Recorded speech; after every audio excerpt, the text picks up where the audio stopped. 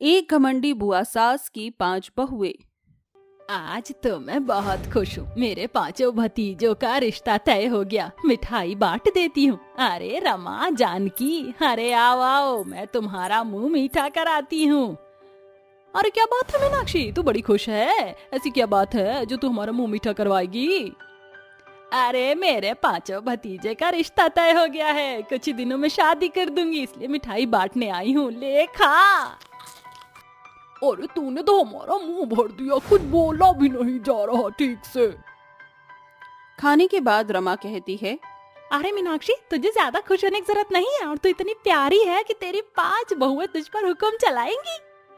मैं तो कहती हूँ जब वह घर में आ जाए तो शुरू से ही उनकी लगाम को खींच कर रखना, वरना तुझ पर तांडव करेंगी। शारदा है ना, उसकी बहू भी उसको उंगलियों पर नचाती है। मैं तो तेरे भले के लिए कह रही हूँ। अच्छा ऐसी बात है तो मैं यही करूँगी।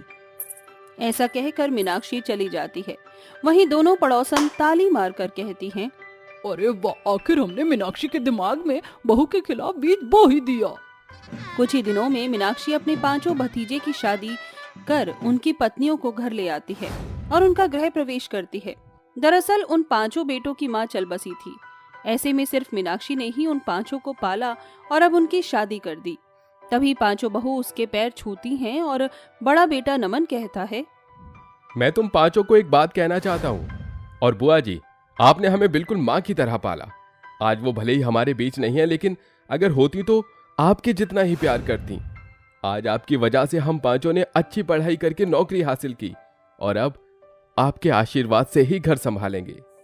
जुग जुग जियो बेटा, अब तुम सब आराम कर लो। उससे पहले बहुओं, मैं तुमसे कुछ कहना चाहती हूँ। देखो, अब तुम आ गई हो तो मेरे भतीजों का अच्छे से ख्याल रखना, और घर की जिम्मेदारी अब तुम 5 के हाथों में है। मैं तो निश्चिंत हो रही हूँ। जी बुआ सास, आप निश्चिंत रहिए, हम 5 बहनें अच्छे से गृहस्थी को संभाल लेंगे। इसके बाद सब अपने कमरे में जाकर आराम करते हैं। अगले दिन 5 बहुएं संस्कारी होने के कारण जल्दी उठकर सफाई कर लेती हैं और एक पूजा की तैयारी कर लेती है तो दूसरी खाना तैयार कर लेती है। ये सब देखकर मीनाक्षी को बहुत अच्छा लगता है। वो उनकी तारीफ करने वाली थी कि उसे पड़ोसन की बातें याद आ जाती हैं और वो कहती है, अरे आकांक्षा बहू, प्रीति बहू, ये सब कैसे सफाई कर रही हो तुम? देखो कितनी धूल जमी हुई है इस फोटो फ्रेम पर, और टीवी पर अच्छे से साफ करो। जी बुआ सास। बुआ सास, हमने नाश्ता तैयार कर दिया है, आप आकर खा लीजिए। हाँ आती हूँ, जरा उन 5 को भी बुला लाओ। जी बुआ सास। कुछ देर बाद सभी एक साथ बैठकर खाना खाते हैं तो संदीप कहता है, अरे वाह, ये मलाई पनीर किसने बनाया है? मुझे तो लगता है जरूर प्रीति भाभी, आकांक्षा भाभी ने बनाया होगा। हाँ देवर जी, मैंने बनाया है। आप और खाएंगे? हाँ हाँ बिल्कुल भाभी। अरे बुआ जी, आपने बताया नहीं कि आपकी 5 बहू ने खाना कैसा बनाया है? शगुन भी तो दोगे। अगर इनकी अभी से तारीफ करती तो पर निकल आएंगे। खाना तो बढ़िया बनाया है, वैसे शगुन तो दे ही देती हूँ। बहुओं, खाना तो तुमने ठीक ठाक बनाया है और अच्छा भी बन सकता था। और ये लो तुम्हारा 5 का शगुन, एक एक चांदी का सिक्का ले लो। शुक्रिया बुआ सास। कुछ देर बाद दोनों छोटी बहू चाहत और सौम्या कपड़े धोने जाती हैं तो मीनाक्षी आकर कहती है, ये तुम दोनों एक साथ क्या कर रही हो? कपड़े धोने के लिए 2 जने चाहिए क्या? जरा से काम के लिए यहीं जम गई हो। सौम्या बहू, ये सारे कपड़े चाहत बहू धो लेगी, तू जाकर मेरे लिए चाय बना। जी बुआ सास। ये बोलकर सौम्या चाय बनाकर लाती है तो मीनाक्षी गुस्से से कहती है, आय हाय, ये कैसी बकवास चाय बनाकर लाई है तो सौम्या बहू? बुआ सास, आपको अदरक वाली चाय पसंद है तो मैंने वही बनाई है, और सब चीज मैंने स्वाद अनुसार ही डाला है। अच्छा, अब तुम मुझसे जुबान चलाओगी? जाओ जाकर दोबारा चाय बनाओ और पकौड़े वकौड़े भी लेकर आओ। जी बुआ सास। पता नहीं बुआ सास इतनी घमंडी क्यों है, हर काम के लिए ताने मार रही हैं और कोई काम इन्हें पसंद ही नहीं आ रहा। ऐसे कोई करता है क्या नई बहुओं के साथ? बुआ सास, आपने पुकारा और मैं ये सब बनाकर भी ले आई। खाइए, खास पुदीने की चटनी भी बनाई है। अरे वाह, मैंने सौम्या से बोला और तू झटपट बनाकर ले आई। चलो अच्छा है। उस वक्त के लिए मीनाक्षी अपना घमंडी पना भूल जाती है, लेकिन वो इसी तरह बहुओं के साथ व्यवहार करती है। उनके काम में बहुत कमी निकालती है डांटती है, पड़ोसियों से ज्यादा बात नहीं करने देती, टाइम की बहुत पाबंदी दिखाती है, जिस बात से पांचों बहू के मन में बुआ सास की छवि घमंडी बन जाती है। इस बात को पांचों भतीजे भी महसूस करते हैं और कमरे में बैठकर कहते हैं, अरे संदीप, रवि, लवदीप, माहिर, तुमने बुआ जी में कुछ फर्क महसूस किया? जब से हमारी शादी हुई है वो उखड़ उखड़ कर बोलती हैं, तारीफ भी नहीं करती हैं और हमारी बीवियों के साथ तो सख्ती से पेश आती हैं। ऐसे वो पहले तो नहीं थी। भाई, मैंने भी ये सब महसूस किया है। मुझे लगता है कि बुआ जी में बुआ सास बनने का बदलाव आ गया है, इसलिए वो अपने बहुओं को कंट्रोल में रखती हैं। ये बात पांचों बहू सुनकर कहती हैं, क्या सच में बुआ सास पहले ऐसी नहीं थी? वो हमारे आने के बाद बदली हैं। हाँ सुकून, हमें तो ऐसा लगता है कि बुआ सास को हमारे कोई काम पसंद ही नहीं आते। अरे ऐसी बात नहीं है सौम्या, तुम फिक्र मत करो। इस तरह पांचों बहू अपने घर का काम अच्छे से करने लगती हैं कि एक बार खीर में ज्यादा चीनी होने से वो प्रीति बहू को सुना देती है, जिस बात से वो रोने लगती है। माफ कर दीजिए बुआ सास, गलती से हो गया मुझसे, मैं दोबारा बना दूंगी। कोई जरूरत नहीं है, सारा मूड खराब कर दिया। और ये रोके क्या दिखा रही है मुझे?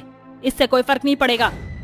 ऐसा कहकर मीनाक्षी अपनी पड़ोसन रमा के घर चली जाती है, जहां वो दूर से देखती है कि रमा की बहू राखी उससे चिल्लाकर बात करती है और वो पोंछा लगाती है। ओ मेरी नाजुक कली सासू माँ, हाथ पाँव में जान नहीं है क्या जो धीरे धीरे काम कर रही हो? अच्छे से सफाई करो, जब देखो बिस्तर पर पड़ी रहती हो और खाती रहती हो। बहू, तू मुझे ऐसे क्यों बोल रही है? तेरे कहने से मैं घर का सारा काम करती हूँ जबकि तू बैठी रहती है। मेरे तो करम ही फूट गए हैं तेरी जैसी बहू लाकर। इससे अच्छा तो मीनाक्षी है जो अपनी जिंदगी जी रही है। उसकी 5 बहू उसके बेटे की नहीं भतीजों की हैं, लेकिन फिर भी उसे कोई परेशानी नहीं होने देती, इतने अच्छे से रहती है। और तू अपनी होकर मेरे साथ ऐसा बर्ताव करती। मेरे बेटे को भी तूने अपनी मुट्ठी में कर लिया। अच्छा, तो आपको ज्यादा दर्द हो रहा है तो उन्हीं के घर में रह लो ना, या मुफ्त की रोटी नहीं तोड़ने दूंगी। हे भगवान, उस दिन रमा सही कह रही थी, आजकल की बहुएं सास को नहीं छोड़ती। जबकि मेरी बहुओं ने कभी मुझसे ना ऊंची आवाज में बोला, ना पलट कर जवाब दिया, और मैंने उनको शुरू से ही दुखी किया है। लेकिन अब मैं ऐसा नहीं करूंगी। मेरी वजह से आज प्रीति बहू कितना रो गई। मीनाक्षी को अपने किए का पछतावा होता है और वो दबे पांव रमा के घर से वापस आ जाती है और अपनी 5 बहू के सामने हाथ जोड़कर कहती है, आकांक्षा बहू, प्रीति बहू, सुकून, चाहत, सौम्या बहू, तुम 5 मुझे माफ कर दो। मैंने तुम पर बहुत अत्याचार किया, बिना बात के सुनाया है, लेकिन कभी तुमने मेरे साथ कुछ गलत नहीं किया, मेरी सारी बात मानी। दरअसल मुझे पड़ोसन ने भड़का दिया था, वरना मैं ऐसी नहीं थी। अब मैं अच्छे से रहूंगी। आओ मेरे गले लग जाओ। प्रीति बहू, तुझे आज रुलाया उसके लिए माफ कर दे। कोई बात नहीं बुआ सास, आपने हम 5 को सही समझ लिया, यही हमारे लिए काफी है। आज हम आपके बेटे और आपका पसंदीदा खाना बनाएंगे, खाएंगी ना आप? हाँ हाँ बिल्कुल। तभी खुशी से 5 बहू अपनी बुआ सास के गले लग जाती हैं और रात को वो अच्छे से खाना खाते हैं, जिसके बाद मीनाक्षी उन्हें बहुत अच्छा शगुन देती है और सब खुशी खुशी रहने लगते हैं। मेरी बेटी, कुछ देर में लड़के वाले आ रहे हैं, अच्छे से मेकअप कर लेना ताकि तेरा काला रंग दब जाए। जी माँ। कावेरी मेकअप करके लड़के वालों के सामने आती है।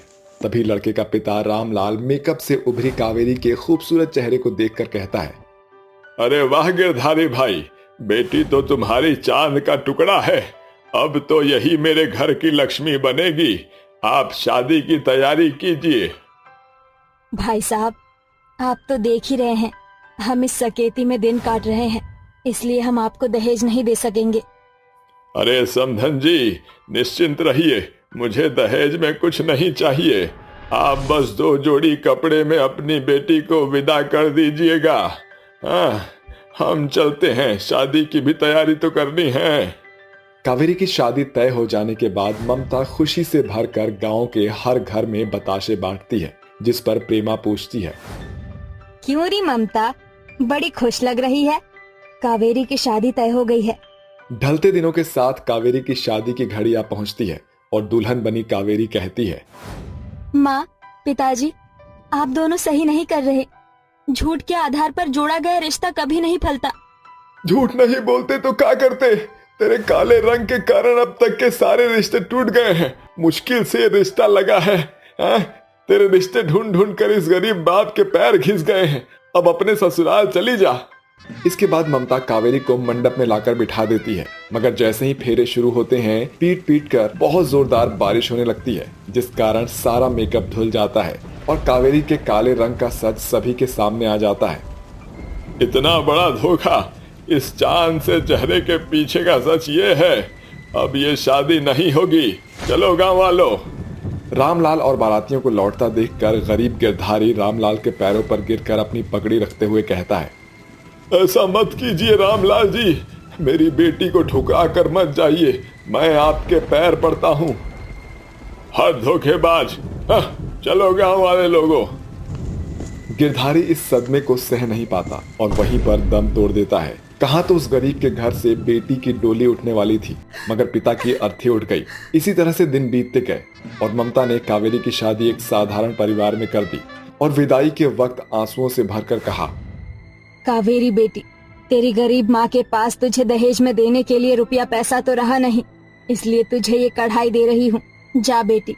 कावेरी टूटे बिखरे मन से मायके की दहलीज पार करके ससुराल आ जाती है, जहाँ उसकी सास शीला उसके पति शंकर को सुनाते हुए कहती है, क्यों जी, यही कल्लो माई पसंद आई थी तुम्हें?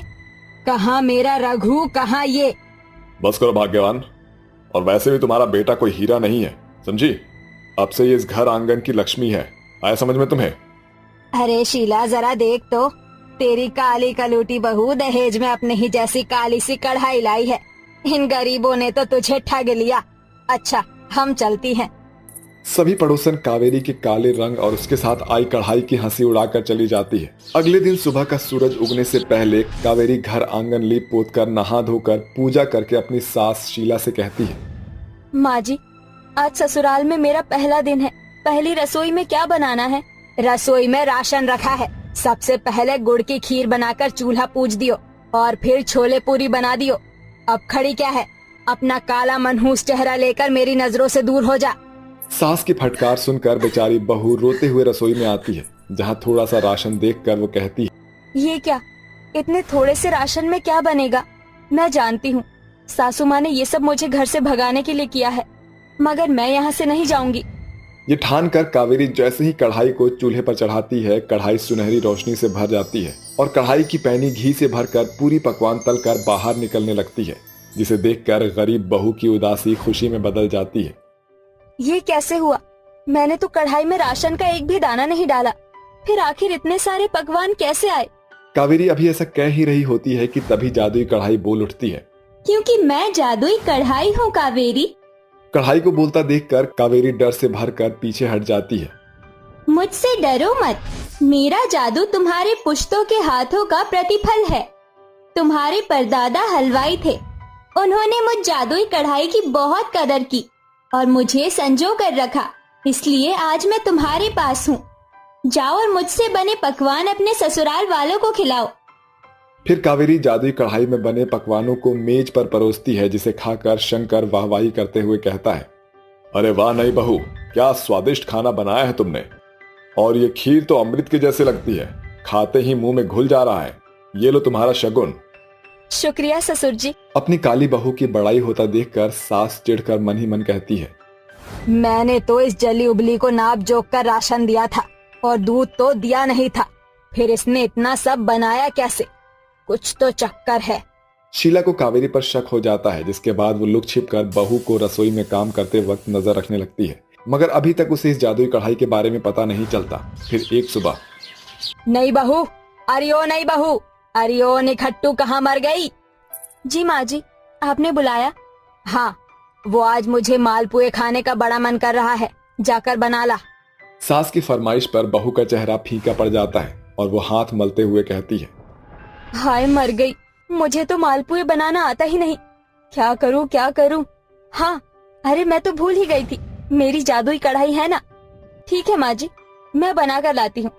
बहू झट से रसोई में आकर जादुई कढ़ाई को चूल्हे पर चढ़ाकर कहती है, ऐ मेरी जादुई कढ़ाई, मुझे तुम्हारी मदद की जरूरत है। इसी के साथ जादुई कढ़ाई सुनहरी रोशनी से भर जाती है।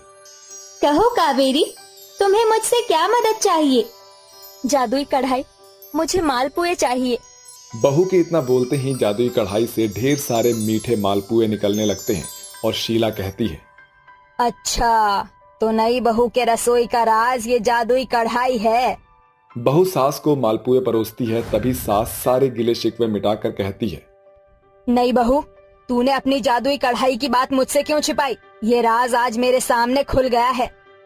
माँ जी, मैं आपको जादुई कढ़ाई की बात बताती भी तो कैसे, क्योंकि जिस दिन से मैं इस घर में बहू बनकर आई हूँ, आप मुझसे कटी कटी सी रहती थी। ठीक है, जो हो गया सो हो गया। जब तेरी जादुई कढ़ाई झटपट से पकवान और 56 भोग बना सकती है, तो क्या ऐसा नहीं हो सकता कि वो तेरे दबे रंग को बदल दे, ताकि मेरा बेटा रघु तेरी ओर खींचा चलाए? माँ जी, मैं जादुई कढ़ाई से पूछती हूँ। कावेरी अपनी जादुई कढ़ाई को एक बार फिर से चूल्हे पर चढ़ाकर उसे मदद के लिए पुकारती है। जागो मेरी जादुई कढ़ाई, मुझे तुम्हारी मदद की जरूरत है। इतने में जादुई कढ़ाई से उठने वाली रोशनी पूरे रसोई में घिर जाती है और फिर कहो कावेरी, इस बार तुम्हें मुझसे कौन सी मदद चाहिए? जादुई कढ़ाई, क्या तुम मुझ बदसूरत बहू को खूबसूरत बना सकते हो? मुझे माफ करना कावेरी, मगर मैं जादुई कढ़ाई तो खुद ही काले रंग का हूँ, और फिर जिसके लिए तुम्हें बदलना पड़े वो सच्चे रिश्ते नहीं होते। हाँ, मगर मैं तुम्हारी एक मदद कर सकता हूँ। तुम्हारे पति को खाना सबसे ज्यादा भाता है, मैं उसे स्वाद से भर दूंगा, जिसे खाकर तुम्हारे पति की मति बदल जाएगी और वो तुम्हें पत्नी का दर्जा देगा। उन्हें तो शाही टुकड़ा खाना बहुत पसंद है। ठीक है, जरा ठहरो। इसी के साथ जादुई कढ़ाई के अंदर स्वादिष्ट शाही टुकड़ा बनकर तैयार हो जाता है और घर आने पर कावेरी उसे अपने पति को परोसती है। रघु जी, मैंने आपके लिए शाही टुकड़ा बनाया है, आपको पसंद है ना? खा ले बेटा, बहू ने बड़े प्यार से बनाया है। रघु जैसे ही कावेरी के बनाए शाही टुकड़े को खाता है तो उसका मन शाही टुकड़े के मीठे स्वाद में घुल जाता है और उसकी इतने दिनों की कुड़कुड़ाहट मुस्कुराहट में बदल जाती है। अजी, कैसा बना है? बहुत ही स्वादिष्ट है, इतना अच्छा कि तुम इस शाही टुकड़े के स्वाद से बड़े बड़े 5 स्टार होटल के शेफ को टक्कर दे सकती हो। मैं खुश नसीब हूँ सच में, जो तुम जैसी बीवी मिली मुझे। ये सुनकर कावेरी की आंखों में खुशी के आंसू आ जाते हैं और वो मन ही मन कहती है, शुक्रिया मेरे जादुई कढ़ाई, तुम्हारे कारण मैंने ये बड़ा दिन देखा है। अगर तुम ना होते तो शायद मुझ काली बदसूरत को मेरे हिस्से की खुशी नसीब ही नहीं होती। आखिर में जादुई कढ़ाई के कारण कावेरी की अधूरी आस पूरी हो जाती है। आज उसके पास माँ जैसी सास और पति का प्यार दोनों है।